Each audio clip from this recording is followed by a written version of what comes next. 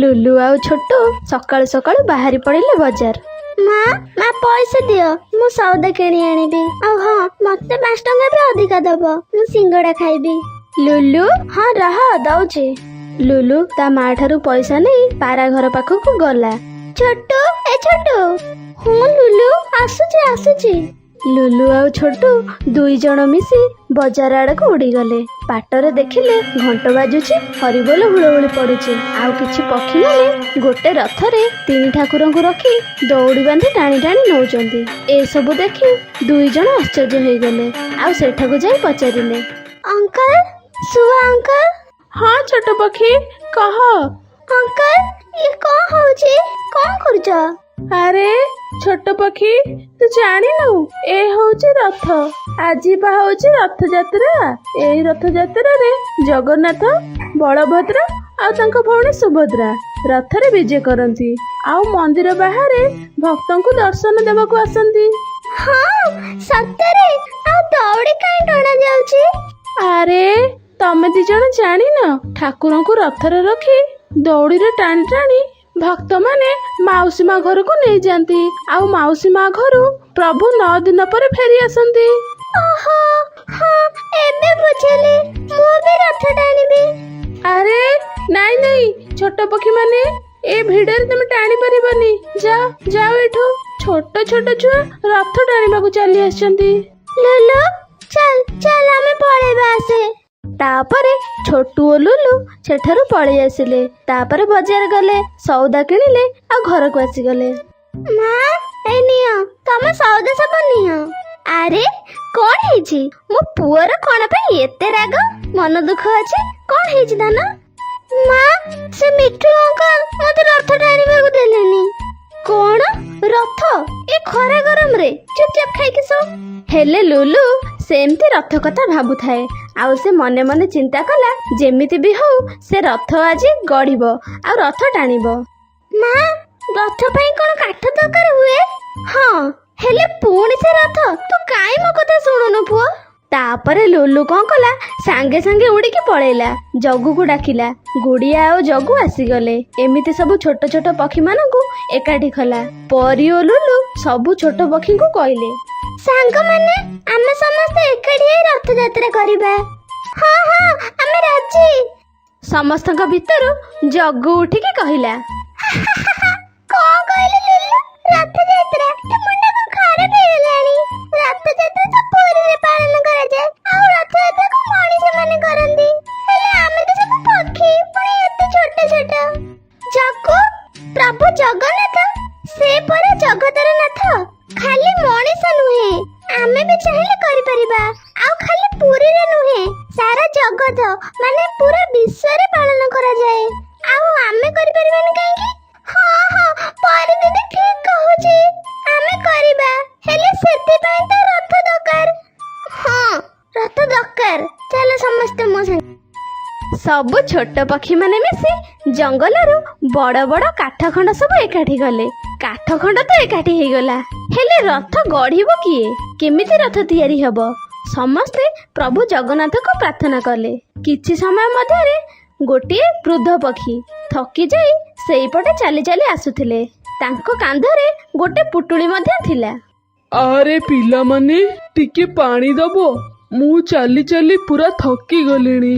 आउ उड़ीबाकू पରରେ बळ नाही। एते बुली बुली कोठी काम मिलुनी। सेमानक मध्यरु छोटू उड़ी गला पानी पाई। अजा तमे कोठ आसिला आ को काम करूछ? नाई रे मु एमिते बुली बुली पक्षी मानकर घर मरामती आउ घर तियारी काम करे। जहा मिले निजे खाई की बंचे। अजा निजे माने तुमरा कोन केही नहांती? अरे माँ किए कहिला केही नाहांती। सारा जगत बा मोर सारा विश्व मो परिवार। तापरे छोटू आनी पानी देला। से वृद्ध पक्षी जनक पानी पीले ओ छोट छुआ मानक पचारिले, अरे पिला माने तुमे समस्ते कोन एठी आउ एठी कोन एते काठ थुआ आइछि कोन करिवो की? अजा आमे रथ करिबू ए काठ आनिछु सेति भाई। हेले रथ तियारी हमको आसेनी कि हम जंगल रे भी काको आसेनी।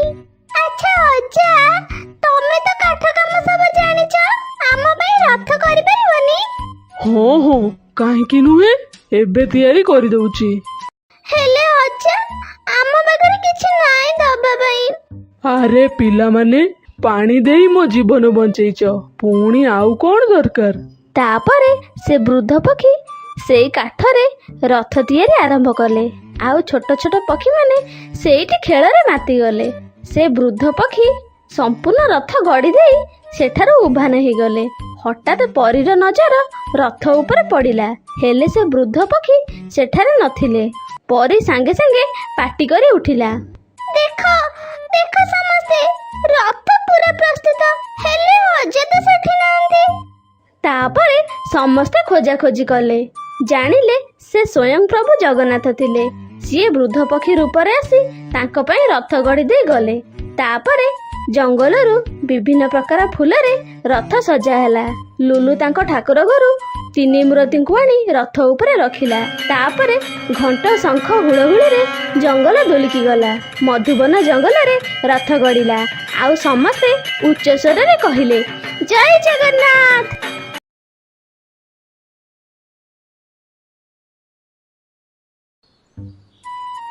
ଲୋଭ କରୁଥିବା ବ୍ୟକ୍ତି ସବୁବେଳେ ନିଜର ହିଁ କ୍ଷତି କରିଥାଏ। ଏ କଥା ତ ଆପଣମାନେ ଜାଣିଥିବେ। ଆମର ଏ କାହାଣୀରେ ଲୋଭୀ ସାନୁ କାଉ ଲୋଭରେ ପଡ଼ି କେମିତି ନିଜର କ୍ଷତି କରୁଛି ଆସନ୍ତୁ ଦେଖିବା। ଜଙ୍ଗଲରେ ସାନୁ କାଉର ଗୋଟେ ଗୁପଚୁପ ଦୋକାନଟିଏ ଥାଏ। ସାନୁ କାଉ ତା ଦୋକାନ ଖୋଲି ବସିଥାଏ। ହଠାତ୍ ସେଠାକୁ ଗୋଟେ ପାରାଟିଏ ଆସିଲା। ସେ ଉଡ଼ନ୍ତା ଗାଡ଼ିରେ ଆସି ପହଞ୍ଚିଲା।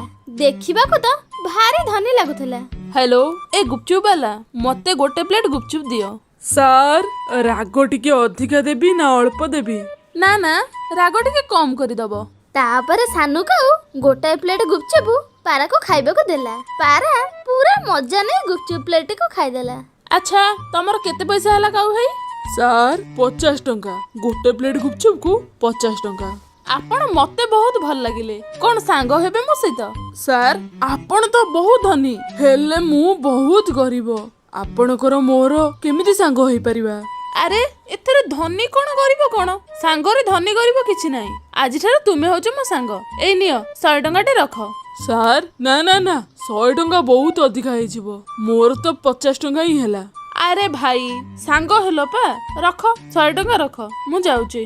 100 ଟଙ୍କା ଦେଇ ପାରା ସେଠାରୁ ଚାଲିଗଲା। ଆଉ ସାନୁ କାଉ ସେ 100 ଟଙ୍କାକୁ ଦେଖିକି ହିଁ ରହିଗଲା। ତାପରେ ସନ୍ଧ୍ୟା ହେଇଗଲା। ସାନୁ କାଉ ଦୋକାନ ବନ୍ଦ କରି ଘରକୁ ଗଲା। ଘରକୁ ଯାଇ ତା ସ୍ତ୍ରୀ ରାନୁକୁ ସବୁ କଥା କହିଲା। ରାନୁ, ତମେ ଜାଣିଛ ଆଜି ମୋର ଗୋଟେ ଧନୀ ପକ୍ଷୀ ସହିତ ସାଙ୍ଗ ହେଇଯାଇଛି। କଣ କହିଲ ସାନୁ? ଧନୀ ପକ୍ଷୀ? ହେଲେ ସେ କେମିତି? ରାନୁ, ତମେ ଜାଣିଛ ଆଜି ଗୋଟେ ପାରା ମୋ ଦୋକାନକୁ ଗୁପଚୁପ ଖାଇବାକୁ ଆସିଥିଲା। ଆଉ ସିଏ ତା ଉଡନ୍ତା ଗାଡିରେ ଗୁପଚୁପ ଖାଇବାକୁ ଆସିଥିଲା। ଆଉ ସିଏ ମତେ ଗୁପଚୁପ ପ୍ଲେଟ ବାବଦକୁ 100 ଟଙ୍କା ଦେଇଗଲା। ଆଉ ମୋ ସହିତ ସାଙ୍ଗ ବି ହେଲା। କଣ ସାନୁ, 50 ଟଙ୍କା ପ୍ଲେଟକୁ ତମକୁ 100 ଟଙ୍କା ଦେଇଗଲା? ଆରେ ବାବା, ସେ ତ ଲାଗୁଛି ବହୁତ ଧନୀ ହେଇଥିବ। ଏମିତି କିଛି ଦିନ ବିତିଗଲା। ଗୋଟେ ଦିନ ସେଇ ପାରା ପୁଣି ସାନୁ କାଉ ଦୋକାନରେ ଆସି ପହଞ୍ଚିଲା। ସେଦିନ ବି ସେ ଉଡନ୍ତା ଗାଡିରେ ଆସି ପହଞ୍ଚିଥିଲା। ସାନୁ କାଉ ତାକୁ ଦେଖିବା ମାତ୍ରେ ସାଙ୍ଗେ ସାଙ୍ଗେ ଦୋକାନରୁ ଓହ୍ଲେଇ ତା ପାଖରେ ଆସି ବସିଗଲା। ଆଉ ସାଙ୍ଗେ ସାଙ୍ଗେ ତା ଚାକର ଶୁଆକୁ କହିଲା, ଆରେ ମିଠୁ, ଦେଖୁଛୁ କଣ? ଯା ଯା, ସାରଙ୍କ ପାଇଁ ମିଠା ଥଣ୍ଡା ନେଇ ଯା। ତାପରେ ସାଙ୍ଗେ ସାଙ୍ଗେ ମିଠୁ ଥଣ୍ଡା ଆଣିବା ପାଇଁ ଗଲା। ଆଉ ପାରା ସେଠି ବସି ପଇଲା। ଆରେ କାଉ ଭାଇ, ମୁଁ ଏଇପଟେ ଯାଉଥିଲି ତ ଭାବିଲି ମୋ ସାଙ୍ଗକୁ ଟିକେ ଦେଖା କରିଦେଇ ଯାଏ। ଆରେ ଆରେ ସାର୍, ଆପଣଙ୍କ ତ ବହୁତ ବଡ଼ କୃପା। ଆପଣ ଏମିତି ଗରିବ ପକ୍ଷୀ ସହିତ ଦୋସ୍ତି କଲେ। ଆରେ ଆରେ ନା ଭାଇ, ସେମିତି କିଛି ନାହିଁ। ଭାଇ, ସେ ଯୋଉ ସାମ୍ନାରେ ଦୋକାନଟା, ସେ ଦୋକାନଟା କାହାର? ସାର୍, ସେ ଦୋକାନ ଗୋଟେ ଚଢେଇର। ଆରେ ଆଉ ସେ ଯୋଉ ଅଟୋଟା ଥୁଆ ହେଇଛି, ସେ ଅଟୋଟା କାହାର? ସାର୍, ସେ ଅଟୋଟା ବି ସେଇ ଚଢେଇର। ବହୁତ ଭଲ ଅଛି ସେ ଅଟୋଟା, ବହୁତ ଭଲ ଦେଖା ମଧ୍ୟ ଯାଉଛି। ତାପରେ ସାନୁ କାଉର ଚାକର ମିଠୁ ଥଣ୍ଡା ନେଇକି ଆସିଲା। ଆଉ ପାରା ଥଣ୍ଡା ବି ପିଇଦେଲା। ଥଣ୍ଡା ପିଇ ସାରି ସାନୁ କାଉକୁ କୁହେ, ଆରେ ସାଙ୍ଗ, ମୁଁ ଘରକୁ ଯାଇ ତମ ଭାଉଜକୁ କହୁଥିଲି ମୋ ସାଙ୍ଗ ସାନୁର ଗୁପଚୁପ ବହୁତ ସୁଆଦିଆ। ତାପରେ ସେ ସାଙ୍ଗେ ସାଙ୍ଗେ ମତେ କହିଲା, ମୋ ପାଇଁ ଗୁପଚୁପ ଟିକେ ଆଣିବ। ତୁମେ ଗୋଟେ କାମ କର, ତମ ଭାଉଜ ପାଇଁ ଗୋଟେ ପ୍ଲେଟ ଗୁପଚୁପ ପ୍ୟାକ୍ କରିଦିଅ। ଆରେ ସାହେବ, ମୁଁ ଏବେ କରିଦଉଛି, ଏବେ ପ୍ୟାକିଂ କରିଦଉଛି। ତାପରେ ସାନୁ କାଉ ସାଙ୍ଗେ ସାଙ୍ଗେ ଗୋଟେ ପ୍ଲେଟ ଗୁପଚୁପ ପ୍ୟାକ୍ କରିଦେଲା। ହେଇ ନିଅ, ଏ 200 ଟଙ୍କା ରଖ।